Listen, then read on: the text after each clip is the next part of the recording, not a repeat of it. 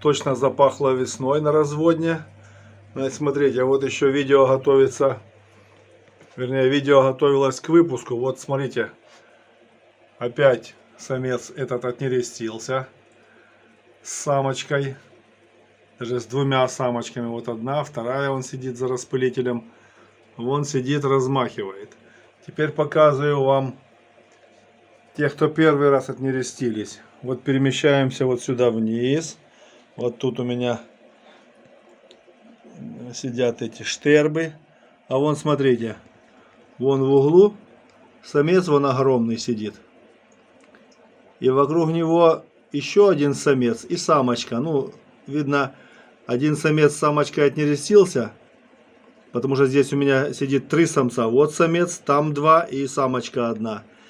И вон такое количество икры. Прямо на стекле они ее прилепили. И этот большой самец держит ее, охраняет, не подпускает того меньшего самца, который, видно, хочет, может быть, ей полакомиться. Вот, видите, как он его там четко работает. Не пускает его вообще. И самку не пускает, и самца не пускает. Ну, вот так. Точно весна. Начали нереститься анциструсы. Хотя эти вот здесь сидят у меня, они ни разу вообще не нерестились. Им уже по 2 года здесь. И вот первый раз у них такой нерест. Ну, видно, самочка молоденькая, подоспела. Потому что здесь были самцы. И вот результат есть. Друзья, приветствую вас на канале Разводня как хобби. Вот пришел я с работы. Зашел на разводню, включил свет.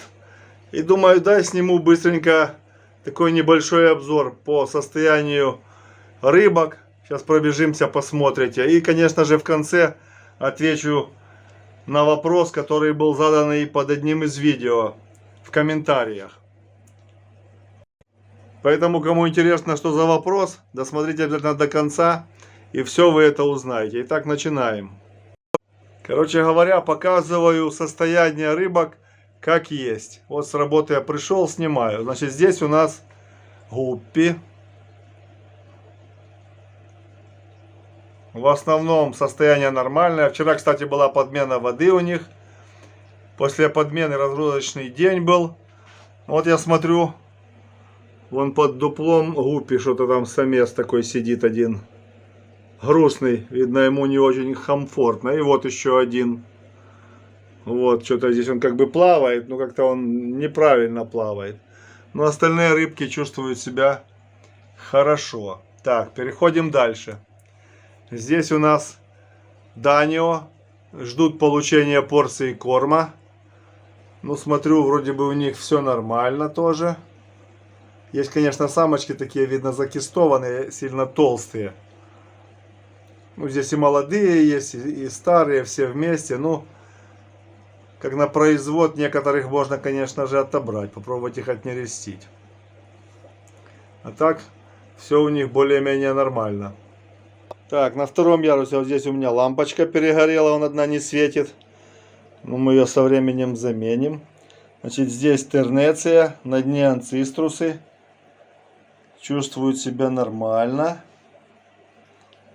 Здесь вот крапчатые компания. Видите, они возбудились. Видят, что я пришел, знают, что будет кормление. Потому что вчера они не кушали. И вот уже возбудились так. Значит, что здесь? Здесь у нас компания коридоросов Venezuela Orange. Все у них нормально. Здесь вот даже вот красный неон один есть. Я даже не видел, что у меня есть красный неон, один самец. Вот. Ну, рыбка чувствует себя нормально. Здесь, кстати, вот вверху есть несколько самочек таких бесцветных, ну, не бесцветных. Хвосты у них обычные, не цветные. Я их отсадил. Они, кстати, без самцов здесь живут, с малого возраста. Поэтому можно каких-то отдельных самцов взять, таких с более такими яркими плавниками, и к ним сюда подсадить. И будут у них малечки интересные, я думаю. Так, здесь что? Здесь, как и прежде. Кстати, начал кормить этих всех рыбок аулофорусом обильно. Короче, они растут как на дрожжах, прямо заметно. Тернеция вообще уже идеальный размерчик. Гуппи тоже поднялись, вон такие уже крупные, нормальные самцы, уже видно, к самочкам заигрывают. Ну и соответственно на дне у нас вон и под по левой стеночке, вернее по правой, анциструсы тоже чувствуют себя хорошо. Коряшку постоянно тормошат, обгрызают. На сухом корме сидят, достаточно хорошо едят и неплохо растут. Но иногда даже им попадает аулофорус садиться на дно. Когда пучком бросаю, то они, конечно же, и его кушают с удовольствием. Вот такое количество малька. Вернее, даже уже можно сказать подростков. Итак, поднялись на 3-й ярус. Тернеция. Вот одна, смотри, какая бракованная вон плавает. Видите, была голубая, но вот она такая квадратная. То есть она, видно, у нее там уже давно не нерестилась она. Ну как, самцы икру не выбивали, поэтому она такая вот надутая стала. Нужно ее убирать. С нее уже толку не будет. Так, в соседнем у нас тоже тернеция. Кстати, с этого аквариума 10 рыбок уехало на прошлой неделе.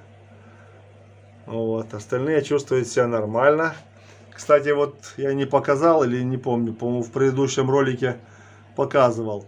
Вот это здесь компания, вот 2 самочки и самец, они были отнерестились. Здесь у них была икра в том дальнем правом углу. Вот, кстати, самочка одна. И вот вторая такая вот крупная, ближе к нам. И самец такой, видите, рога у него такие мощные. Вот он с этими 2 самочками там нерестился в углу, и там было 2 кладки икры. Ну а так рыбка чувствует себя нормально, все у нее хорошо. Так, опять опускаемся на 2-й ярус. Значит, в крайнем аквариуме здесь, как и прежде, небольшая стайка крапчатых сомиков. Это, так скажем, пожилые наши рыбки. Есть небольшая стайка голубых неонов. Кстати, самочек тоже и самцов можно пробовать отнерестить. Вот такое количество здесь плавает также гуппи. Разный микс. 3 тернеции красные. И анциструсы на дне. Справа и слева вон 3 штучки их тут есть. Тоже эти, кстати, ни разу еще здесь не нерестились. Так, переходим сюда, в соседнем. Вот самец анциструс в правом углу, рогатый. Вон там самочка в дальнем углу слева. Вот такая компания тернеций. Чувствует себя великолепно. Так, здесь в доме у нас по-прежнему сильнейшая компания меченосцев. Тоже подмена у них была небольшая. Чувствуют себя хорошо. Там даже сверху, если приглядеться, ну сейчас не видно, камера не передает.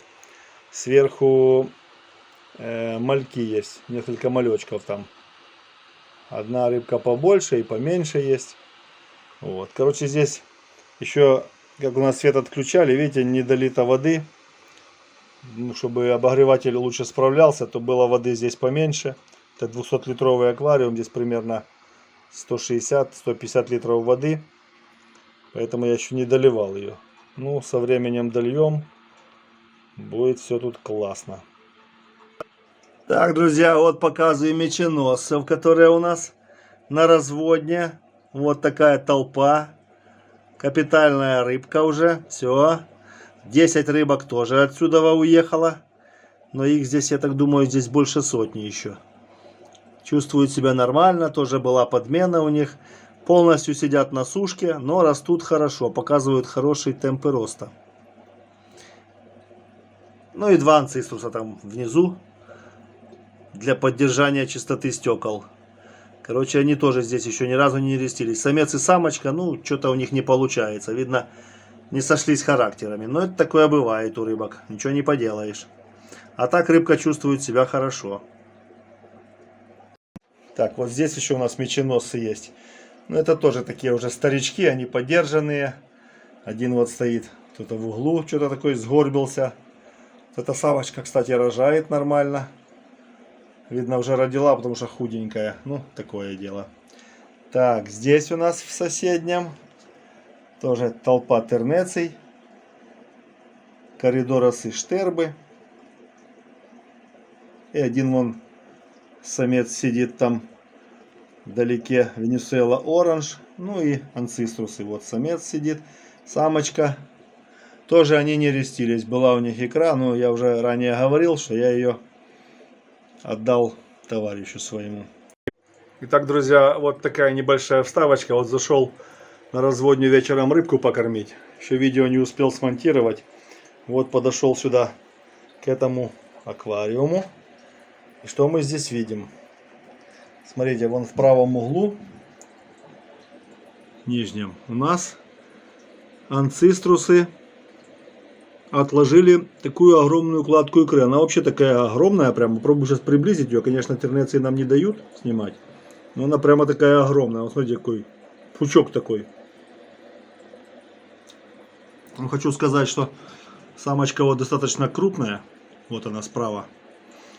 И самец такой, прямо черный. Такой весь черный. Но это у него первый раз он отнерестился. Посмотрим, какая будет икра. Если она побелевшей там не будет через день-два. Но это сегодня видно, они либо ночью, либо утром. Ну, по крайней мере, вчера не было. Посмотрим, какая она будет. Если она будет вся оплодотворенная, хорошенькая, может, мы ее оставим себе. Пробуем получить красивого малька. Так, все, продолжаем. Друзья, ну а вот еще на следующий день зашел на разводню рыбу покормить. Не успел заснять только предыдущих самов. Вот эти вот кадры. Вон, смотрите. Вон там самец анцитрус закрывает свою икру. Ну, а помогают ему вот наши... Вон, смотрите, какая кучка. Вон за желтой тернецией. Вон. Помогают ему тернеции не показывать то, что у него там происходит. Короче, действительно, я вам еще раз говорю, что у анцитрусов, у моих, началась весна. Начинают набухать почки.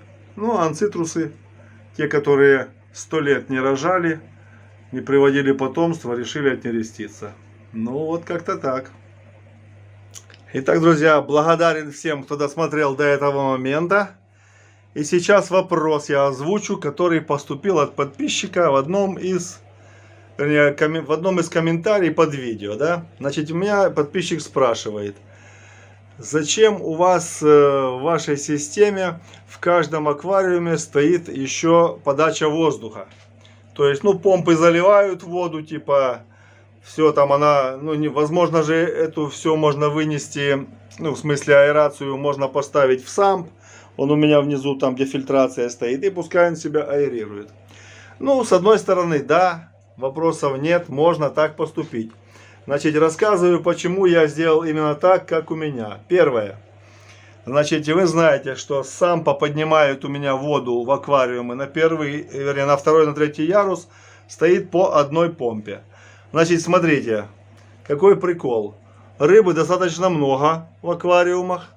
То есть, ну, час-два она, в принципе, если даже отключится помпа, она может пробыть здесь без проблем. Ну, как бы, ничего с ней не случится. Ну, потом у нее начнется кислородное голодание, если не аэрировать воду. Для того, чтобы исключить этот момент, то есть поломку помпы, работает в каждом аквариуме, работает аэрация. То есть даже если фильтрации не будет, а аэрация есть, то рыбки будут себя спокойно чувствовать, проблем не будет. По крайней мере, до того, пока ее можно исправить, либо заменить. Еще второй момент, почему стоят в каждом аквариуме аэрация стоит. Потому, чтобы лучше перемешивалась вода. То есть, вот видите, у меня есть заливная, например, горловина, вот с нее заливается вода с помпы. И когда она будет просто текти, то получается перемешивание воды не очень хорошее.